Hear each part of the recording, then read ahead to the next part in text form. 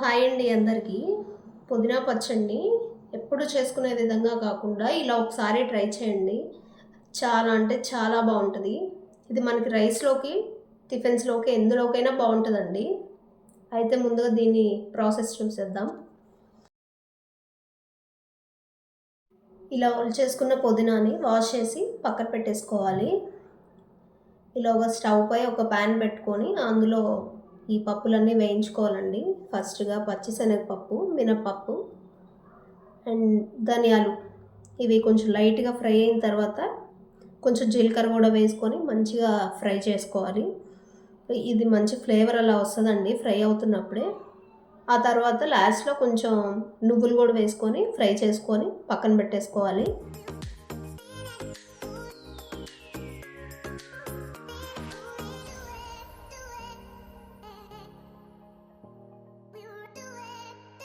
ఇంకా అదే ప్యాన్‌లో కొంచెం ఆయిల్ అది వేసుకొని ఎండుమిరపకాయలు కూడా స్పైస్‌కి తగ్గట్టు తీసుకొని అవి కూడా ఫ్రై చేసుకోవాలి లైట్‌గా.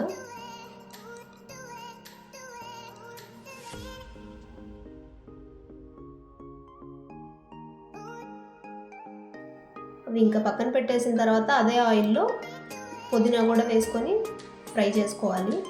మనం కావాలంటే ఇక్కడే కొంచెం కొత్తిమీర కూడా యాడ్ చేసుకోవచ్చు. నేను కొంచెం వేసాను. అందులోనే ఒక టమాటా కూడా వేసుకొని ఫ్రై చేసుకోవాలండి.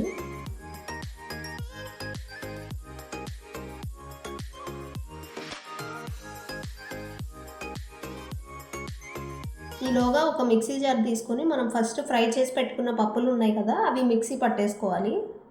తర్వాత అందులోనే వేయించుకున్న ఎండుమిరపకాయలు, వెల్లుల్లిపాయలు, చింతపండు, ఉప్పు వేసి మళ్ళీ మిక్సీ పట్టేసుకోవాలండి. తర్వాత అందులోనే వేయించుకున్న పుదీనా కూడా వేసుకొని మిక్సీ పట్టేసుకోవాలి.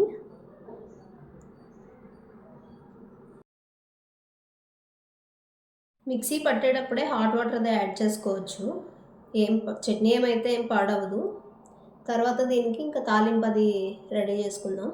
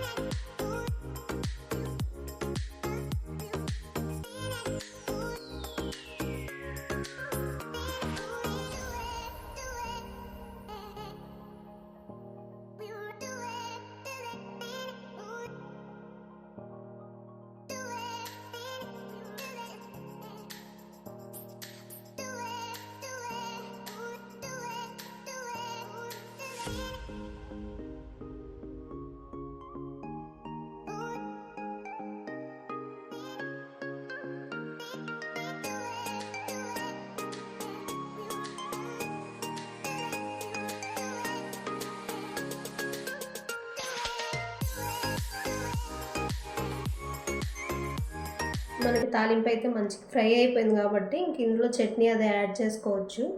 కొంచెం అలా ఫ్రై చేసేసుకొని ఒక బౌల్లోకి తీసేసుకోవడమేనండి. అంతేనండి. చాలా అంటే చాలా ఈజీగా అయిపోద్ది. టేస్ట్ విషయానికి వస్తే చాలా బాగుంటుంది. మీరు కూడా తప్పకుండా ట్రై చేయండి.